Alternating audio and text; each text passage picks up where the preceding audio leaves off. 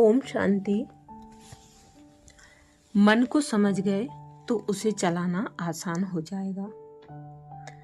मन का सिर्फ सोचने का ही कार्य नहीं है, लेकिन सोचने के साथ साथ कुछ क्रियाएं भी मन की शक्ति की हैं। इसीलिए मन एक बहुत महत्वपूर्ण आत्मा का अंग का हो या आत्मा की सूक्ष्म शक्ति का हो, मन के ऊपर ही सब कुछ निर्भर करता है। ये तो हम सभी जानते हैं कि हमें पॉजिटिव थिंकिंग करनी चाहिए। जागृति हर एक के अंदर है, परंतु ये पॉजिटिव थिंकिंग कौन करता है, कहाँ से होती है, और अगर पॉजिटिव थिंकिंग नहीं चलती है तो उसका कारण क्या है, उसको खत्म करने की विधि क्या है। आत्मा की 3 शक्तियां हैं, मन, बुद्धि और संस्कार। ये तीनों आत्मा के साथ ही शरीर में प्रवेश होती हैं और तीनों आत्मा के साथ ही इस शरीर से चली जाती हैं। मन क्या चीज है? मन है आत्मा की संकल्प शक्ति का दूसरा नाम। जो आध्यात्मिक शक्ति है हम सबके भीतर, जिसको आत्मा कहा, उसका स्थान है और उसका कार्य है विचार चलाना।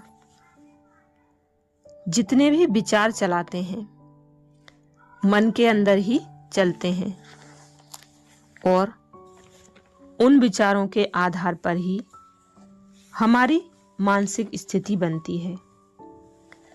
मन के और भी कर्तव्य हैं, खाली सोचना नहीं है। हमारे भीतर जो भी फीलिंग्स आती हैं, महसूस जो भी हम कर सकते हैं, एक एक विचारों को, चाहे वो अच्छे विचार हों चाहे बुरे विचार हों, वो महसूस भी मन करता है। विचारों को क्रिएट करना, जो रचनात्मकता है, वो भी मन के अंदर समाई हुई है। मन काफी कुछ इमेजिन भी कर सकता है। रचनात्मकता के साथ साथ बहुत कुछ देख सकता है और उसके अंदर इच्छा शक्ति समाई हुई है। जब भी मन के अंदर इच्छा उत्पन्न होती है कि ये करें या ना करें, तो ये इच्छा शक्ति भी मन के पास ही है। स्मृति जो है वो भी हमारे मन के अंदर ही है।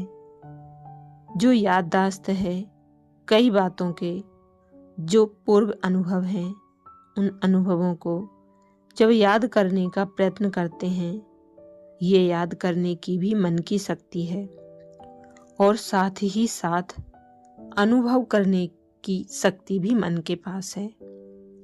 तो खाली मन का सोचने का ही कार्य नहीं है, लेकिन सोचने के साथ साथ कुछ क्रियाएं भी मन की शक्ति की हैं।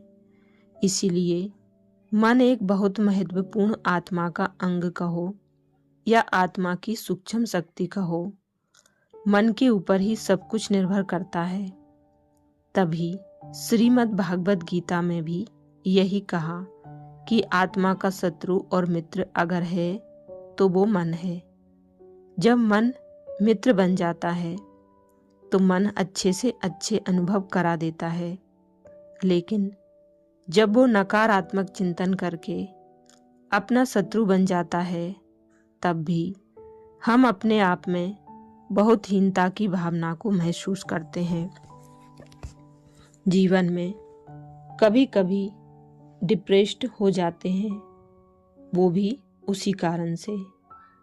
तो इसीलिए मन को मित्र बनाने की कला, जिसको मॉडर्न लैंग्वेज में कहा आर्ट ऑफ पॉजिटिव थिंकिंग, सकारात्मक विचार करेंगे तो जरूर मन अपना मित्र बन जाएगा। वो मन एक तूफानी घोड़े के रूप में दर्शाया है। कई प्रकार की उपमाएं मन के लिए दी गई हैं। किसी ने कहा मन चंचल है, एक बंदर के जैसा है। किसी ने कहा मन तूफानी घोड़े जैसा है जिसको कंट्रोल करना बहुत मुश्किल है। किसी ने कहा एक तूफानी बच्चे जैसा है, चंचलता करता रहता है। ऐसी अनेक प्रकार की उपमाएं मन को दी गई हैं, लेकिन आज हम आपको एक बात बताते हैं कि मन बहुत सुंदर चीज है। मन ना तो तूफानी घोड़ा है, ना तो चंचल बच्चा है, और ना ही एक चंचल बंदर है जो उछल कूद करता रहता है।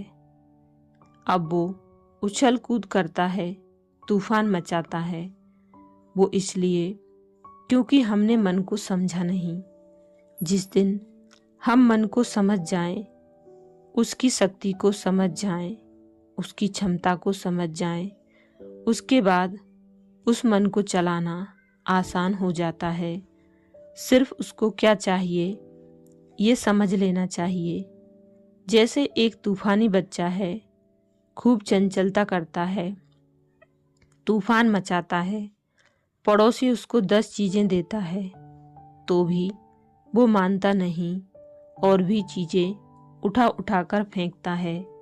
लेकिन जब उसकी माँ आती है तो उसको पता है कि इस बच्चे को इस वक्त क्या चाहिए, ये क्यों तूफान मचा रहा है। उसको वही चीज़ उठाकर दे देती है। उसकी चंचलता समाप्त हो जाती है और बच्चा शांत हो जाता है, क्योंकि माँ ने बच्चे की साइकोलॉजी को समझा है। इसलिए उसको वही चीज़ मिल जाने से वो शांत हो जाता है, मन सुमन बन जाता है, श्रेष्ठ बन जाता है। इसलिए हमें पहले अपने मन को समझना होगा कि वास्तव में उसे चाहिए क्या। जब ये समझ जाएंगे तो उसको चलाना आसान हो जाएगा। अच्छा, ओम शांति।